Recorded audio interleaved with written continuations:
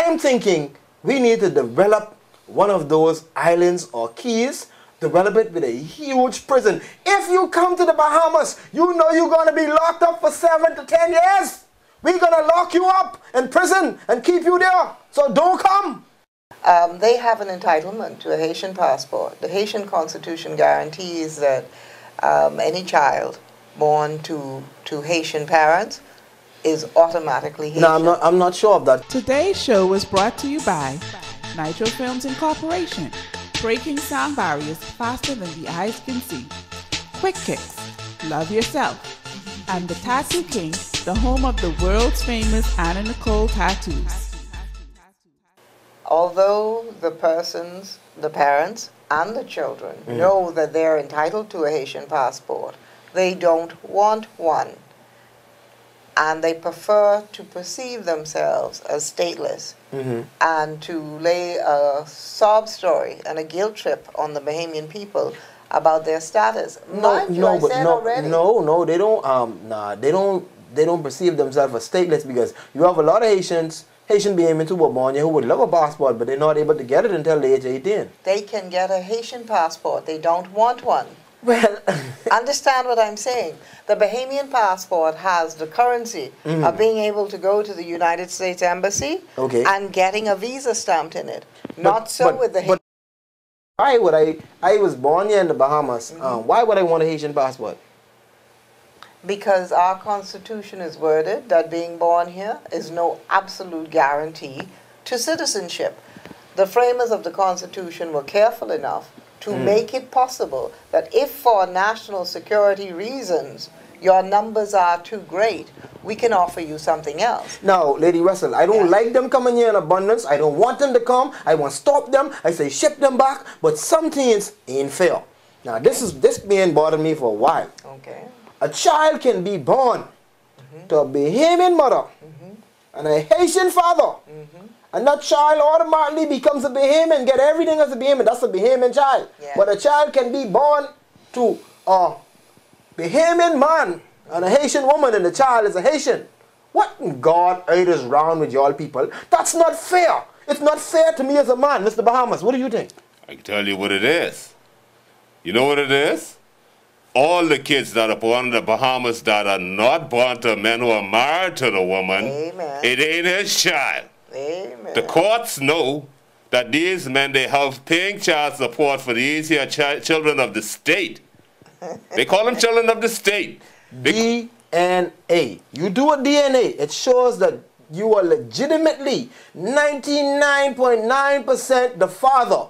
But that child will still not receive the benefits as a Bahamian. I am a Bahamian man. Born to a Bahamian mother and father. I have a child with a Haitian or Jamaican woman, but my child is a Haitian or Jamaican. It is my seed, my blood. That is garbage. I don't support it. Our laws would have to be changed to recognize the father.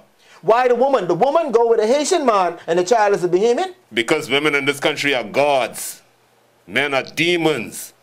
I'm not even going to respond to that. Well, that's how it look, Lady Russell, because it's not fair. It's not fair. We are equal. We were created equal. You can have a child with a foreigner and your child become a Bahamian. I have a child with a foreigner. Do a DNA proving that it's my child, but that my child can't be a Bahamian. I got to go through all kind of red tape. What is good for the goose is good for the gander. Let all be foreigners then. You ever heard of father is maybe? That you heard I say D and A. I hear you.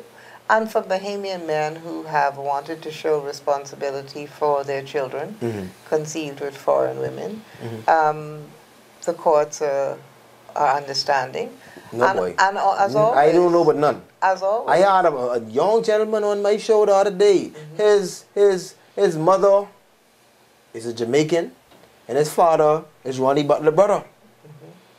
He's a butler, a polo butler. Does he have a signed document? He had to wait for 18 years to get a passport to become a Bahamian. He was born young. His dad is a Bahamian, and Ronnie Butler is a prominent Bahamian. Is the mother a legal migrant? The mother had citizenship. Good. Well, then he's entitled. So the mother didn't have citizenship. But she may have it now. I don't know if she had it then. Yeah, but you know, see, there's a term we use in the Bahamas. You know what I'm going to talk about? Straight. Get straight. Get straight is a term that is used in a corrupt way through the back door. Get straight. When you do business, there's no word called get straight in doing business. And the get straight term in this country is causing us mayhem. Because anyone who uses the word get straight, you know, what we should do is send them straight to the dock and ship them out. Well, how we can ship them out, man? Oh, I got my Haitian. My Haitian is coming do my yard for me every week. Oh, I got my Haitian to do this, my Haitian to do that. You want to ship this one out, but you got your Haitian? Well, Who you getting straight? I get no Haitian straight, I get Bahamian straight. The Bahamas for Bahamians. That's my point. For 42 years, there's been no ideological differences between the two political parties. And so particularly on this issue, which really threatens our national sovereignty. National security. Yes, that too. At some point, at the present rate of migration, you will have a total dominance of the foreign culture, the Haitian culture. On 2 Saturdays ago. Yeah, the Christian consul is not a Bahamian. I'm sure he is by paper. Who's there at the Christian Council now? John Paul. What is his name? John Paul? But I'm sure he's Bahamian. John Paul? Yeah, but you understand, see, blood. It's a blood connection, the blood connection. Okay. And it's I think there should be some restrictions for certain offices here held in the Bahamas. Well, that's there should be some restrictions. That's how it is in the Cayman Islands. Cayman, which is a Only small Caymans. population with Caymanese. an economy that's very thriving, much like ours, but a small population of indigenous Caymanians, they have come up with policies to run and govern the country. The right of the persons who because are how will there. we protect our heritage and our culture? How can we say we're Bahamians? I mean, I don't refuse any person from any country. If you want to be a part of the Bahamian society and you can contribute, then fine. But I don't need to be burdened with people who's just going to pull us down, change our culture, change our ways, change our interests, change everything. Change the flag. But on closer examination, where is the ideological difference between the two political parties? Do you hear any different conversation, any differing approach? Well, I must say Branville McCartney is doing a great job. And I'm overseeing, don't say that. the collections of people that we put on a plane that come right back the next week. He's taking a direct, taking a direct approach, and he's dealing with it. For his hand, I believe if given the opportunity of allowed the chance, Branville has some different ideologies that he will present in due times. Mr. Taylor. I challenge him, Mr. Taylor. Mr. Taylor. I challenge him to get his government to agree with him. For example, I brought the newspaper with me. Let me see. Just on Friday, Mr. Branville McCartney said, Friday, February 27, employers illegally hiring foreign workers should pay $10,000 fine. But Mr. Branville McCartney is not the Prime Minister. And so he says that. I heard him. He says that. It gets coverage.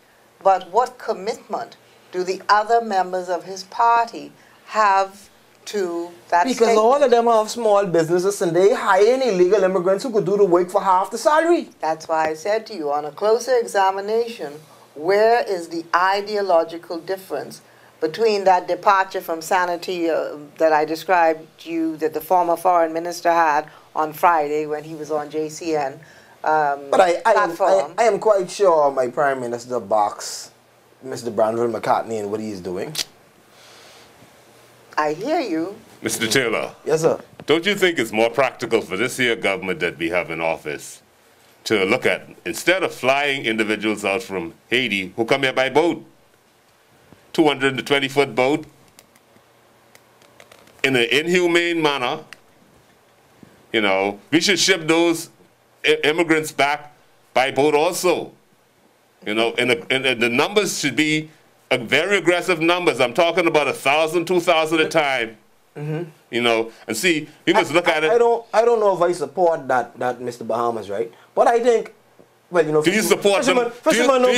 Do you support the Haitian vessels coming into our islands, bringing 400 per vessel? No, I don't support that. But let me tell you, 2 or 3 times a week. I've given this some thought, and this is what I think should happen. And fishermen don't call their own baskets stink. So I think my way is the better way. I am thinking we need to develop